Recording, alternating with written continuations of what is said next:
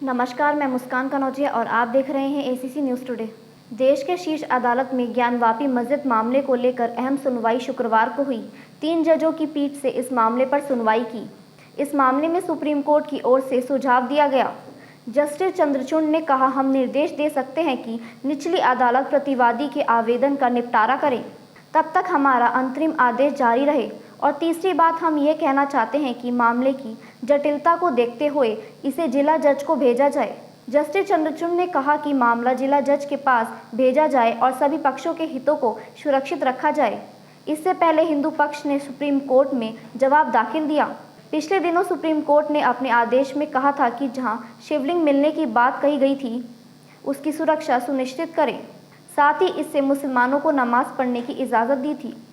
Supreme court का सुझाव है कि अगर हमारे अंतरिम आदेश को जारी रखा जाता है और डिस्ट्रिक्ट जज को मामले की सुनवाई की अनुमति दी जाती है, तो यह सभी पक्षों के हितों की रक्षा करेगा। वकील वैद्यनाथ ने कहा कि मुस्लिम पक्ष की दलील का कोई मतलब नहीं है। आयोग की रिपोर्ट पर न्यायालय विचार करे तो उचित होगा। वहीं जस्टिस चंद्रचूड़ ने कहा कि यही वजह है कि हम सोच रहे थे कि जिला जज मामले की सुनवाई कर सकते हैं। वे जिला न्यायपालिका में सीनियर जज हैं। वे जानते हैं कि आयोग की रिपोर्ट जैसे मुद्दों को कैसे संभालना है। हम ये निर्देश नहीं देना चाहते हैं कि उन्हें क्या करना चाहिए। वकीलों से मुलाकात के बाद ऑर्डर 7 के नियम 11 के बारे में जस्टिस चंद्रचूड़ ने कहा कि ऐसे मामलों में जिला न्यायाधीश को ही सुनना चाहिए। जिला जज अनुवर्ती न्यायालय अधिकारी होते हैं, उनका सुनना सभी पक्षों के हित में होगा। CS वैद्यनाथ ने कहा कि धार्मिक स्थिति और कैरेक्टर को लेकर जो रिपोर्ट आई है, जिला अदालत को पहले से विचार करने को कहा जाए। जस्टिस चंद्रचूड़ ने कहा कि हम उनको निर्देश नहीं दे सकते कि कैसे सुनवाई करनी है, उनको अपने हिसाब से करने दीजिए। जजों को 25 साल का अनुभव। सुनवाई के दौरान 3 सुझावों के अलावा सुप्रीम कोर्ट ने कहा कि शांति और सौहार्द बनाना हमारी जिम्मेदारी है। सुप्रीम कोर्ट ने अपने सुझाव में कहा कि जिला जज के पास 25 साल का अनुभव है, इसलिए पहले इसे मामले की सुनवाई जिला अदालत को करने दीजिए। सुप्रीम कोर्ट में सुनवाई के दौरान मुस्लिम पक्ष ने सवाल किया कि कमिश्नर की रिपोर्ट लीक कैसे हुई। वहीं हिंदू पक्ष के वकील ने कहा कि मुस्लिम पक्ष की दलील ठीक नहीं है। इस बीच वाराणसी के ज्ञानवापी मस्जिद में जुम्मे की नमाज भी पढ़ी गई।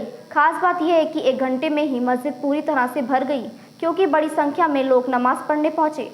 इसके बाद नमाजियों को एंट्री नहीं दी गई, उनकी दूसरी मस्जिदों में जाने की अपील की गई। हिंदू पक्षकारों ने दिया 278 पन्नों का विस्तृत अल्फनामा। इससे पहले हिंदू पक्षकारों ने अपनी ओर से 278 पन्नों का विस्तृत अल्फनामा दिया है।